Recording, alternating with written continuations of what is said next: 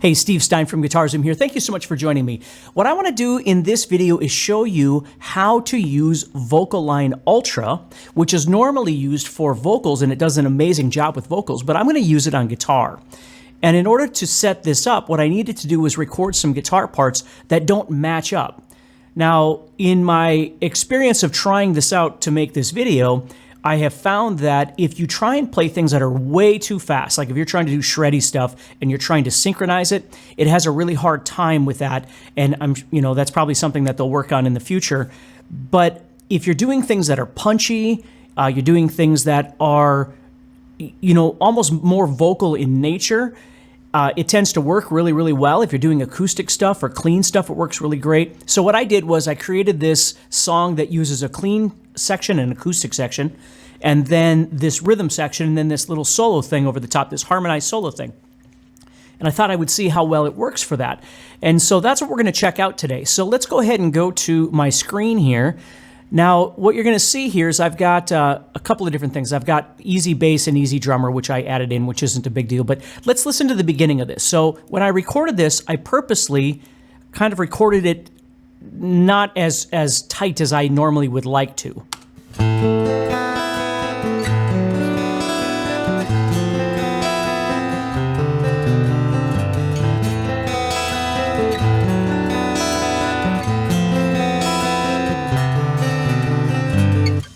Okay, so let's just talk about that for a second.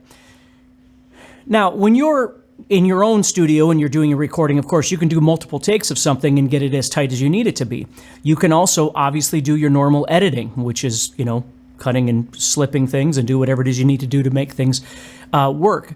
But my point of this is if they're pretty close, but you'd like to dial it in even more, and maybe you're in a hurry, maybe you're doing production for somebody, and you don't have the luxury of having all the time to have to move everything. Now, again, this is just a hypothetical. Maybe you don't really know how to do that, or, again, it takes you a long time to do something like that. And so it would be nice to be able to just slip it into place. And sometimes, again, you might have Quantize that does that, but sometimes maybe Quantize doesn't quite work, because what I'm doing here, the big difference between quantizing is that I'm taking my first acoustic track, which I'm not quantizing. I want it to have kind of a human feel to it. And the second track, let's say, again, somebody has sent you tracks and they're off just a little bit, and you don't want to quantize them both so it feels more robotic. You've listened to both of them, and one of the tracks is really, really good, and the other one is just off a little bit. And you want to kind of line that up with that first track. That's where VocAlign Ultra would really shine for something like that. So what we're going to do here is we're just going to take a look at this. So if we listen to the first track here, and let me put it against a click track so you can hear this. So here's my first acoustic track.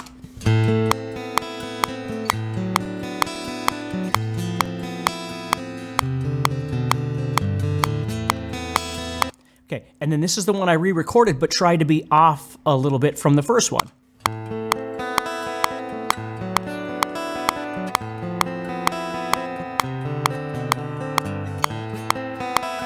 So you'll notice that I'm kind of speeding up and slowing down in different places to see how that works. Now let's move into the rhythm section of this. We'll listen to the song in its entirety at the end here, but let's listen to this part now.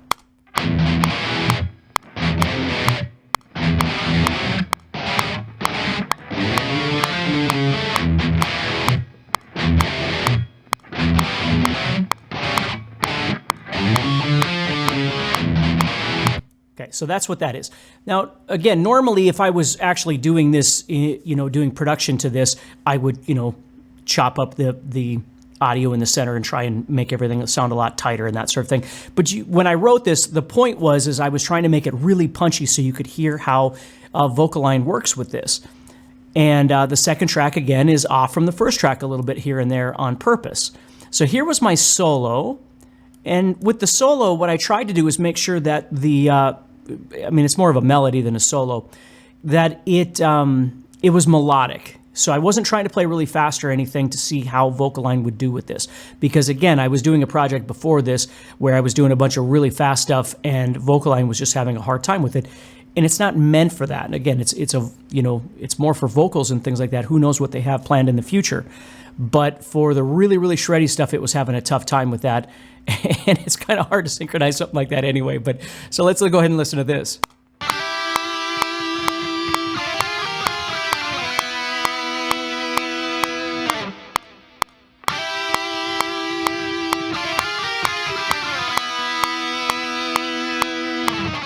Okay, so again, just a little bit off from each other on purpose. And so let's go back and let's see what VocAlign does. Okay, so what we're going to do here is we're going to take these two tracks right here, and I'm going to edit with VocAlign. So I open this up. All right, and so first thing I need to do is I need to put in the guide track. So what I do is I go to the first one here, and just so you saw that, make sure you saw that, I highlighted both of these tracks, and then I right-clicked in Studio One, and Edit with VocAlign is here. Now, if you don't see it, it's going to be over here in audio as well. You can go over to Edit with VocAlign, and it would be right there. And I think they have like a trial on it that you can test it out, that sort of thing as well. So Edit with VocAlign, either there or come over here, and then it opens it. Okay, so now what I need to do is put in the guide track, which is the main track that I want to use as the guide. So that's going to be this one. So I'm just going to click on it and click Capture, and it puts my acoustic L, which is the left channel, in the guide track. And then I'm going to go down to this one right here and click on that, and then I'm going to click Capture on the dub. This is where I'd put any extra tracks that I want to sync to the first track. So put that one in there. And then if you saw that, it does a little bit of work here, and then we get this WAV file down here, okay, right there. And that's where it's trying to line up what's happening between the first track and the second track. Now, what I want to show you here is right up here, there's dialogue for voiceover, that sort of thing. There's instrument, which is what we're going to be looking at, rap, and then vocal. Now, vocal, I've used a few different times and had great success with it, but for now, I'm going to stay away from that. So there's really 3 different settings that I seem to find the most success with when it comes to guitar. One is default timing right here. The other one is double tightest timing, and then harmony tightest timing. Okay, now they don't have to be super tight, but for something like this, because I was off on purpose, and you can kind of hear this. Let me go back to these tracks here so we can hear these. I'm going to take the click out of there too, so that's not in our way there.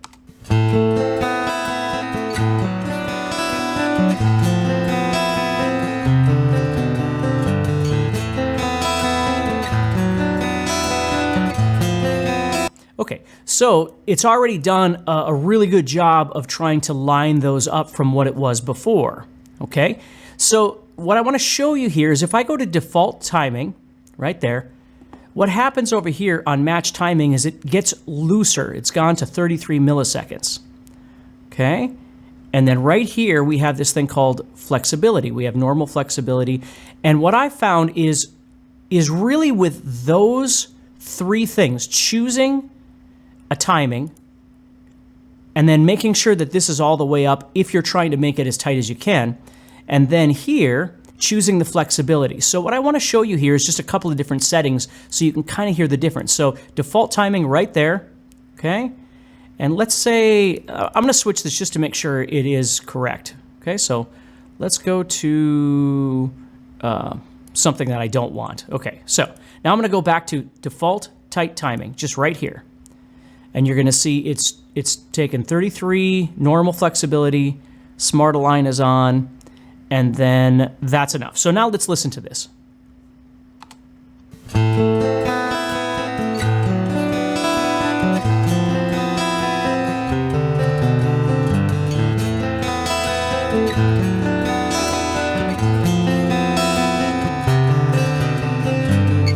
Okay, so it's helped it a ton. But what I want to do here is I want to take this all the way up. And what you'll notice is if you watch this here, watch when I change this. See how it turns red? It adjusts to what it is that I'm doing here. So now let's go back, and I don't want to make this long and boring for you, but let's listen to it now with this as tight as this will get.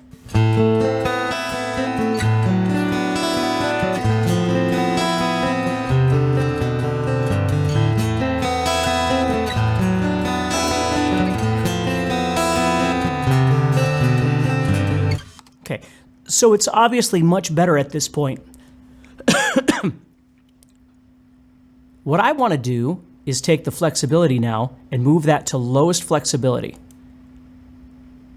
All right, so now we're on lowest flexibility. Now let's go back and listen to it.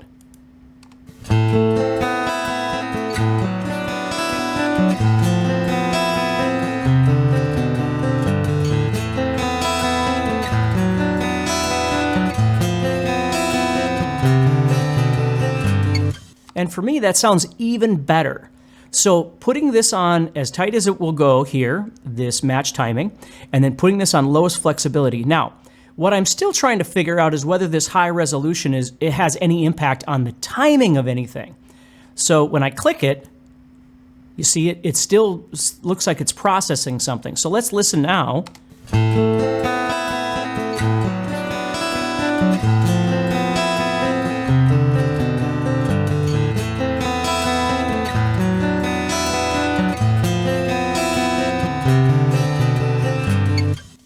It seems to do a pretty amazing job. Now, there's a couple little spots where it might need a little bit more, but again, I'm not looking for it to be completely quantized. I'm okay with it just being real, you know what I mean? So now what we're going to do is we're going to head over here to these tracks, these rhythm tracks right here. Okay, so I'm going to get this out of here for now. And here we go.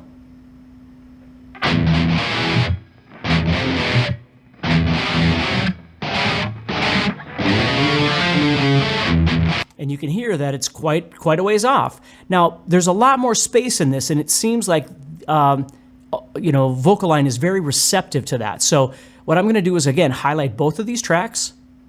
Now, I was told as well, I don't know that this is true. Again, we're both kind of learning this at the same time, but I was told that if the actual files are pretty similar in size, it helps. So I did cut off the front of these where, maybe I started recording back here or something and there was just blank space. And then the end, I cut those off to make them the same size.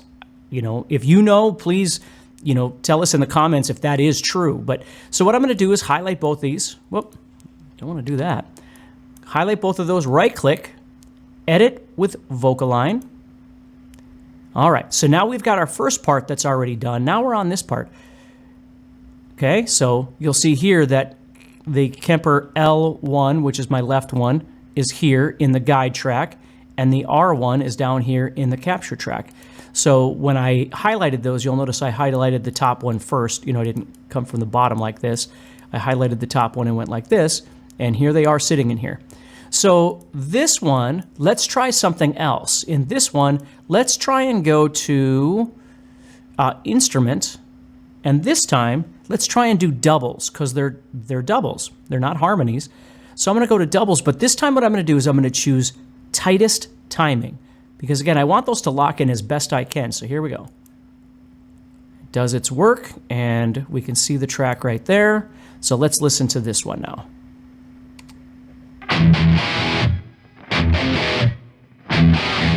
And you can already tell that it's substantially better than it was before. I mean, it's locked in pretty well.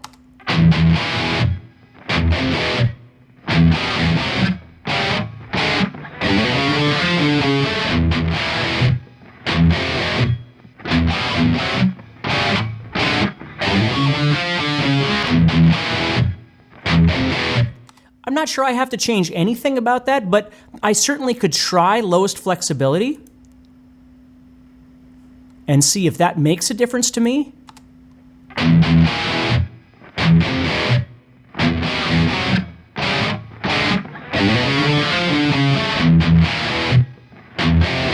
And it seems to. It seems to tighten it up even more.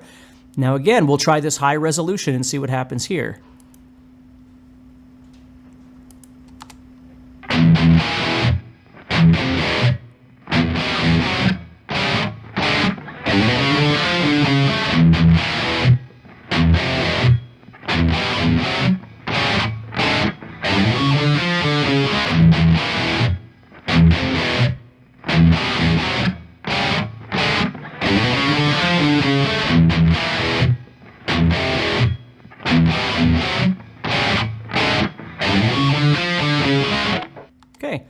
that's pretty amazing. I mean, so for rhythm, that did an amazing job. Now let's look at this lead and see what we can do here. So with the lead channel here, or these two lead tracks, I've got a left and a right again. Okay, so lead left, lead right. Let's listen to those again. So solo those up. So again, not terrible, but they're not tight.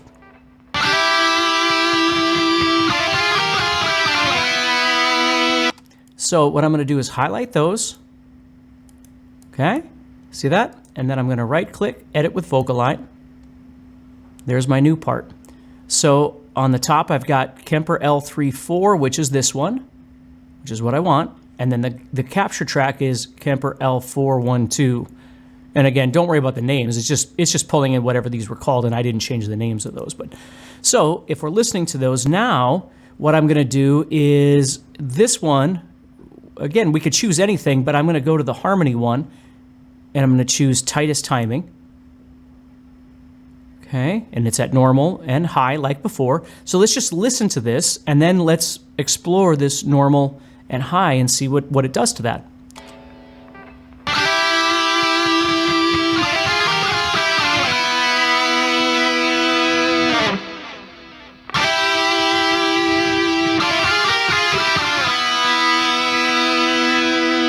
Okay, pretty good. Let's go to normal and put lowest and see if that helps or hurts it at all. All right, so now we're back here.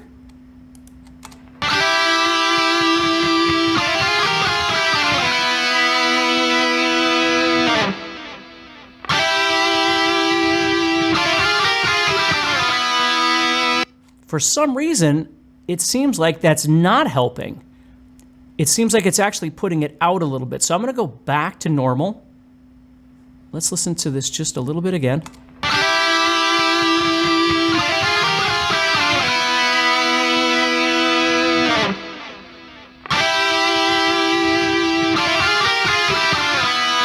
I'm not sure. What do you think? So let's try high flexibility just to see what happens. No, definitely not. Okay, so let's go back to normal. Let's try high resolution, see what happens.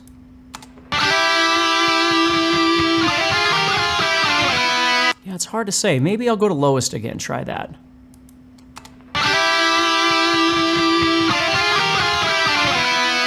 And that's pretty good.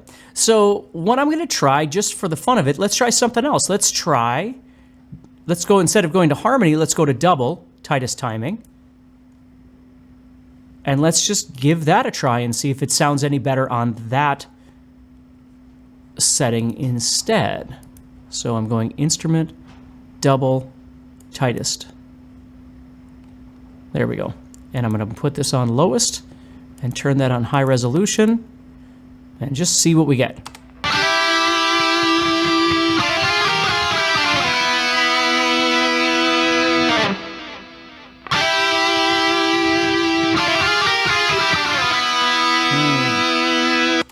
I think the other one wins, but you can let me know what you think, okay?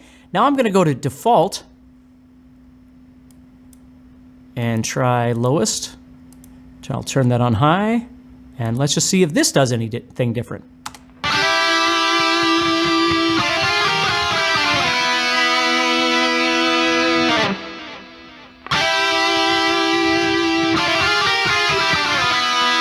There's a little slip right there that, again, it's a little bit too far off, and you might be able to fix that manually, you know, with because this has a built-in thing where you can go in here and you can add sync points, but I'm just trying to see how well it does without having to go too far into that. So I think I'm going to go back to harmony. I'm going to go back to tightest. I'm going to switch this to lowest, turn on the resolution, the high resolution there. And I'm going to go with that one. And so now what I'm going to do is we're going to listen to this track. It's not very long. And see how it sounds now without, or with VocAlign on everything. So here we go.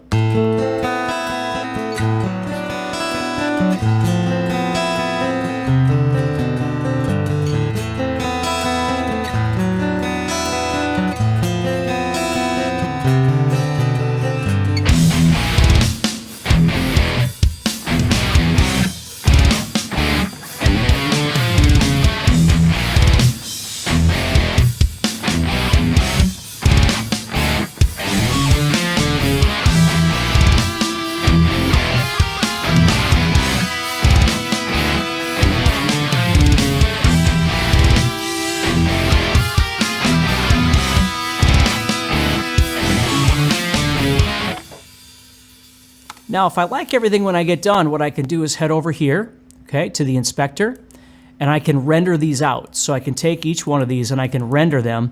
So it will render it in place, and then VocAlign won't be needed anymore. So I could take all of these and I could do whatever I need to do to render those, okay? So I can click on render, go here, and go here, hit. And now these tracks are ready to go in place.